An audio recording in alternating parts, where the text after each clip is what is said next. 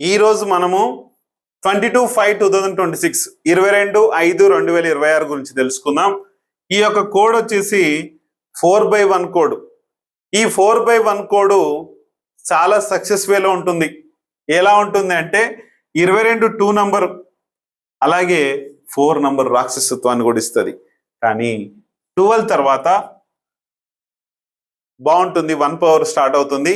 కానీ ఎక్కువ శాతము ఒక 60 నుంచి 70% వరకు ఈ 4 పవర్ ఎక్కువ ఉంటుంది. కాబట్టి 2 పవర్ కూడా ఉంటుంది.